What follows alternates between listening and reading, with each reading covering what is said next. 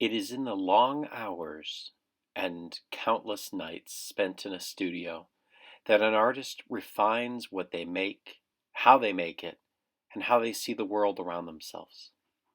It is there that their notes of the dreams, of their sights, of the sounds, of their world are compiled together to create and to compose the amazing work that comes forth from their mind. We learn this in the studio. Welcome to my studio.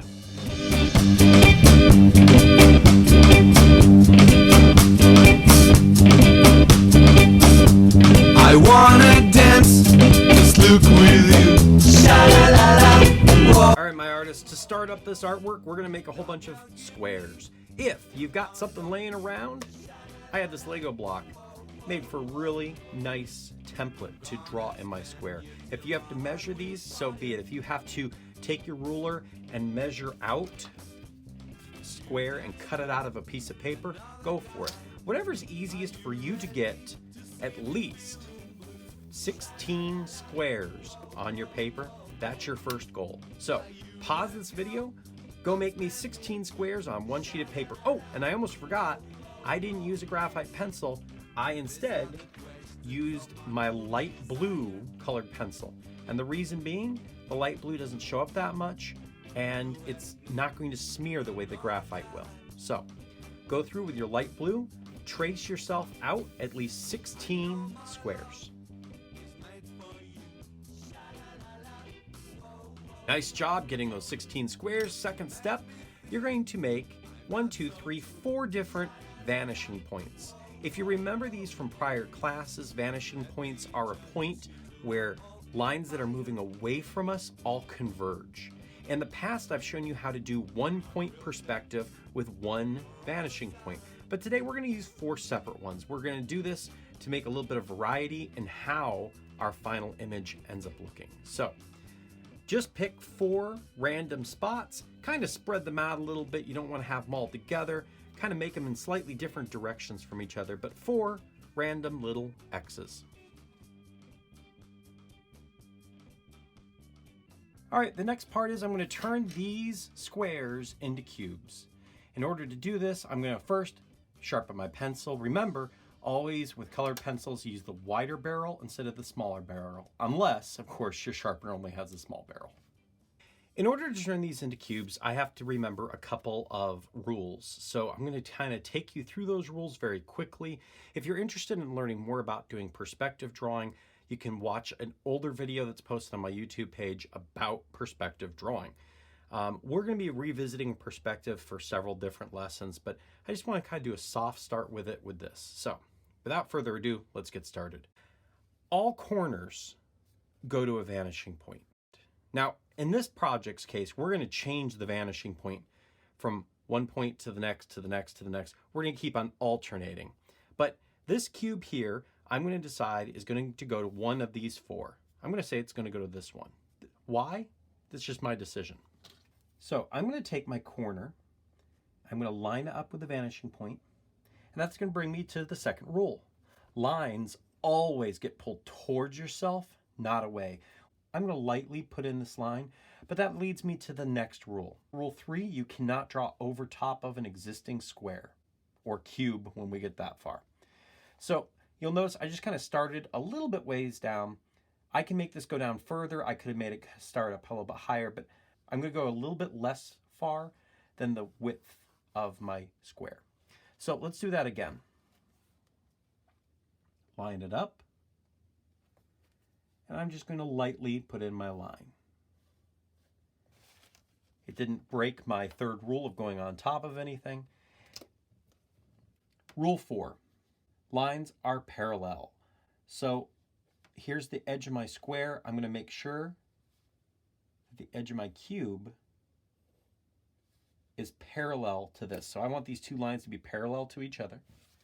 And there you have it. I have my side of my cube in.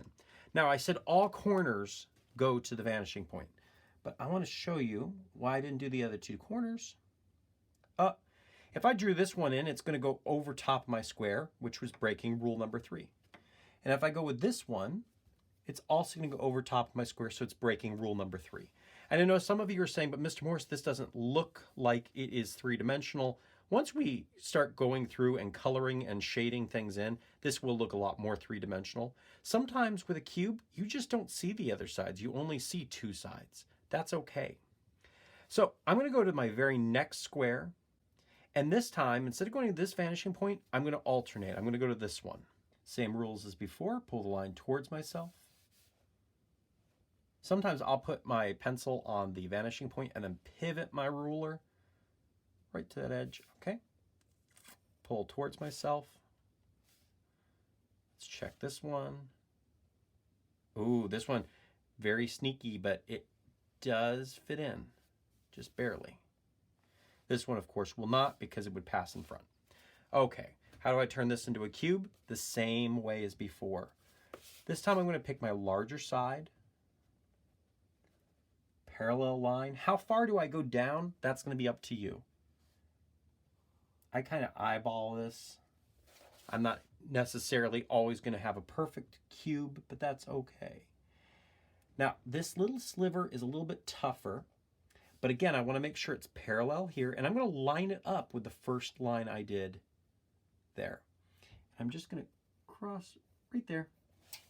And there we have it. It's got that little tiny sliver of the side showing. Now we're going to go to this one. This went here, this went here, this went here. So we can even number these 1, 2, 3, 4. So we got 1, 2, 3. I have my lines drawn in, and now parallel. And this side's going to be another thin sliver. Now in my case, I am recording this on a camera, and so I can't flip this around as well. You can't see it, but I'm actually moving myself around the desk so that I'm always pulling the pencil towards myself. In your case, you can just turn the sketchbook. Much easier. Okay, this one I actually did earlier. We're going to ignore it right now. So I did 1, 2, 3, and this is going to be going to number 4. And this one's going to be a little bit tougher because it is coming really close to this cube here. In fact, I think we might even cross over. But let me show you how I'm going to handle that. I'm going to pull this down, parallel line. If I had decided to make this go down a little bit further, that would be fine. I would just have this would be overlapping this just by a little bit. So I did 1, 2, 3, 4, and this one would go back to 1 again. So I go 1, 2, 3, 4, 1, 2, and each time I go a little bit closer to the middle. When I get to these ones in the center, I can kind of then break from the 1, 2, 3, 4 and just decide which one I think they're going to look best at as far as which direction they're going. If it's easier for you to draw in the sides going back to a vanishing point and then come back after the fact to finish these up, that's okay. If it's easier for you to just treat it one by one, I personally think it's a better way of doing it. It gets a little bit less confusing and you can see what you're doing, but that's going to be up to you. Again, make sure that you're alternating. 1, 2, 3, 4. Keep on alternating so 2 cubes next to each other are not both going to the same vanishing point. I'm going to show you why you want to make sure that you're alternating right now. Okay, quick thing to not do. The reason why I'm telling you to go around in circles, and as you go from one cube to the next, have those cubes going to a different vanishing point is, if you have them just go to the vanishing point closest to them, you get this kind of effect. Now, there's nothing wrong with this. It's just not as interesting looking for this particular project.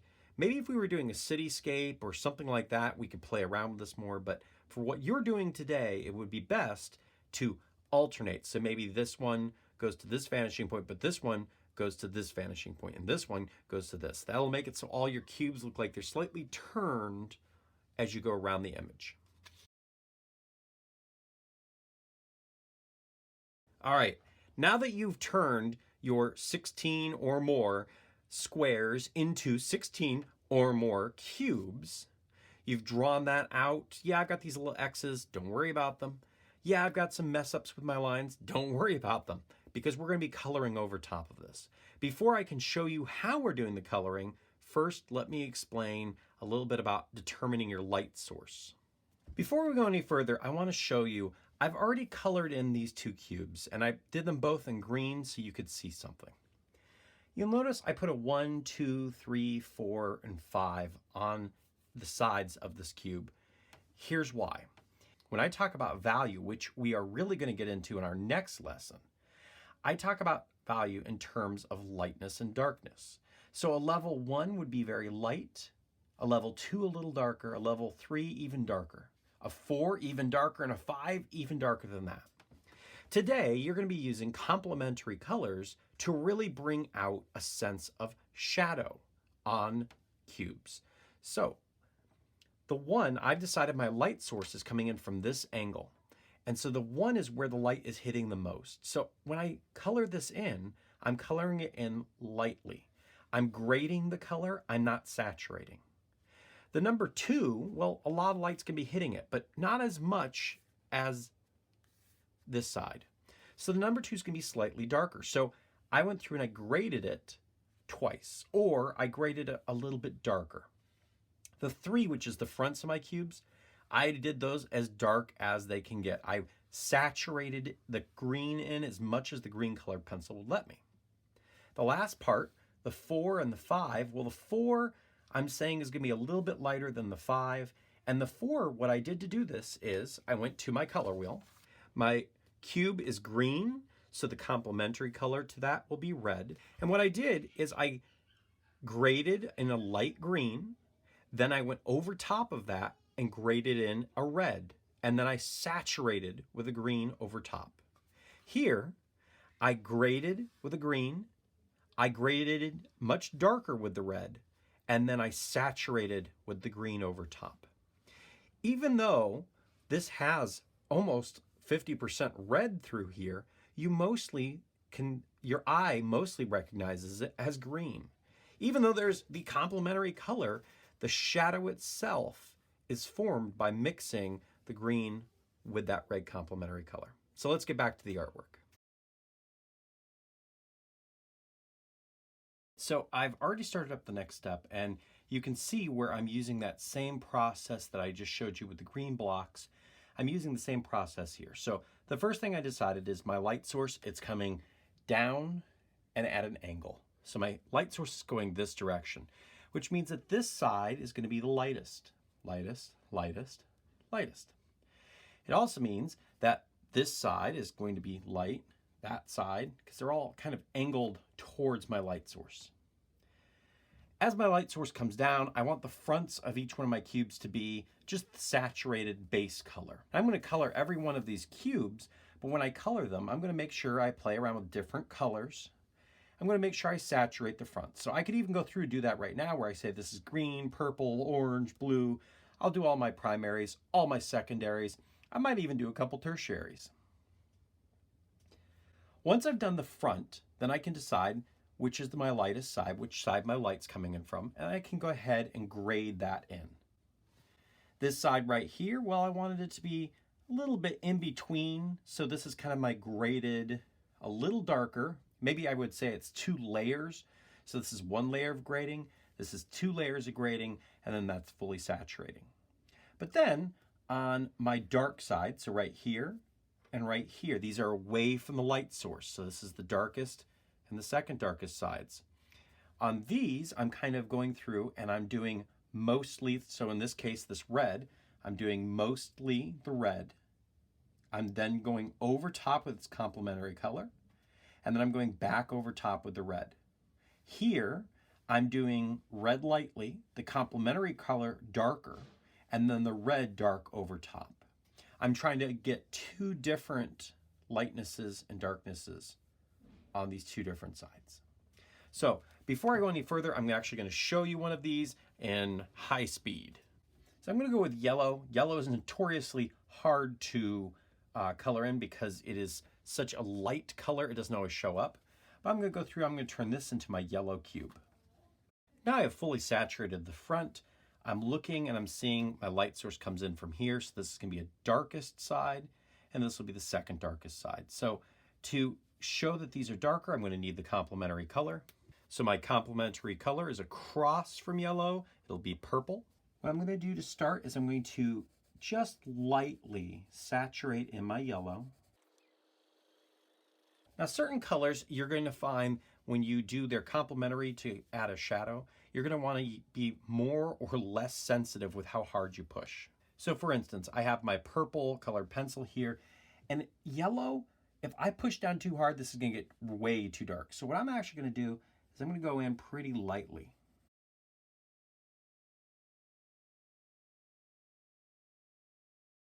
I've done the other two sides in the shadow. Right now there's not too much difference between the two sides. We're going to see if we can change that in a moment. I'm going to take my yellow now and I'm going to saturate hard. Good, I'm pretty happy with that. Now on this side, I'm not going to saturate as hard because I want more of that purple to show.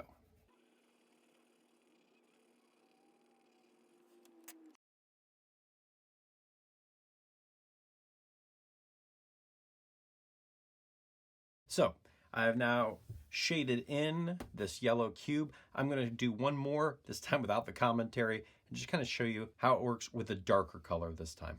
This time I'm going to go with this one just because I know it's going to have a light side on this side, but a dark on this side.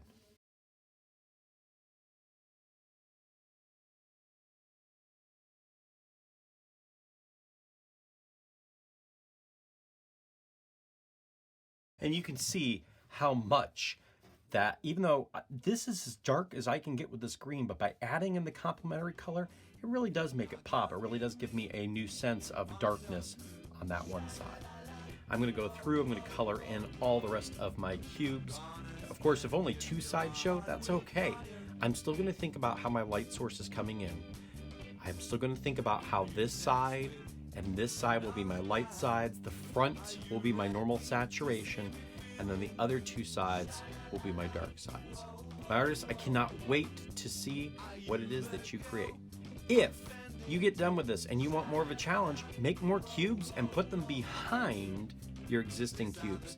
Play around with it.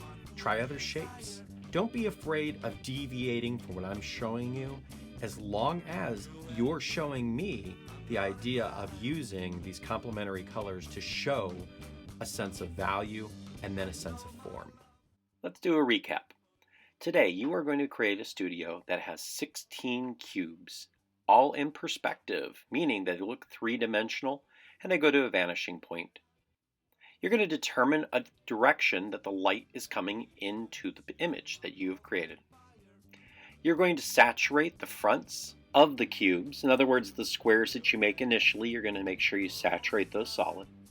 And you're going to grade the two sides facing the light source, lighter than saturation.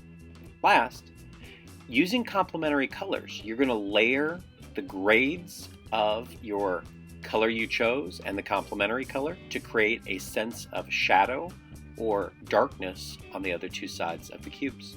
The studio is going to take a little bit of time, but you're going to gain a lot of skills when it comes to shading and in coloring by doing the studio. So I cannot wait to see the finished products.